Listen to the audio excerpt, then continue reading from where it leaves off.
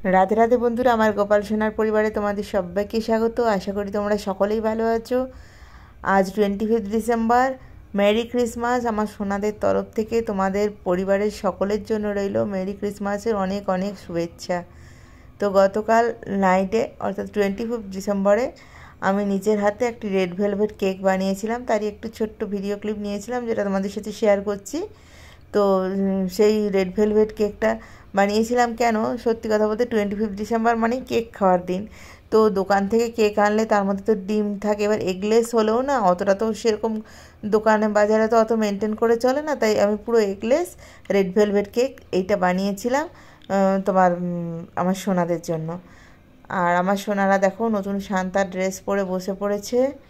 নতুন সান্তার ড্রেস পরে আমার সোনাদের কেমন লাগছে বলো।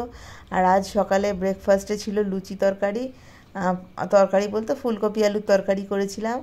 আর সান্তা দাদু কিন্তু ছোট ছোট সোনাদের জন্য চকলেট গিফট করেছিল। আর আমার সান্তা ছোট ছোট কিউট সান্তারা কিন্তু যেন গিফটের থলি নিয়ে বসে আছে।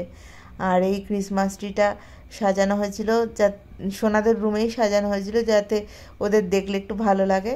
তো ক্রিসমাস ট্রির তলায় আবার সেখানেও সান্তাক্লজ এসে বসে আছে। এবং ক্রিসমাস ট্রিটা কেমন সাজানো হয়েছে তোমরা জানিও। আমার তো মনে হয় আমার সোনাদের খুব পছন্দ হয়েছে।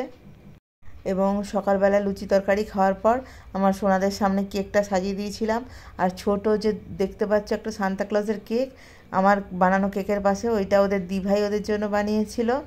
দিভাইয়ের বানানো কেক পেলে তো ওরা বরাবরই খুশি হয়, তাই ওদের মুখের হাসিটা দেখলেই তোমরা সেটা বুঝতে পারবে। এই দুটো কেক আজকে ওদের গিফট হিসেবে ছিল আমাদের তরফ থেকে। কাল যখন আমি কেক বানাতে বসেছিলাম সোনাদের জন্য, সঙ্গে সঙ্গে ওদের দিভাই বললো আমিও তাহলে ভাইদের জন্য একটা কেক বানাবো। যেমনি বাবা তেমনি কাজ, সঙ্গে সঙ্গে ও বসে পড়লো আর একটি সান্তাক্লজের কেক বানালো আমার সোনাদের জন্য। আর আমার সোনারা তো সান্তাক্লজ সেজে যেন গিফটের ঝুড়ি নিয়ে বসে আছে সবাইকে গিফট দেবে বলে। আর লাঞ্চের মেনুতে ছিল বাসন্তী পোলাও, পনিরের তরকারি, আলু ভাজা। 25 ডিসেম্বর সবার বাড়িতে ভালো মন্দ খাওয়া চলছে, সোনাদের জন্য একটু স্পেশাল না করলে হয়, তাই জন্য ওদের জন্য এই মেনুটুকুই আয়োজন করেছিলাম। আর আমাদের সোনাদের কেমন লাগছে তোমরা কিন্তু অবশ্যই জানিও।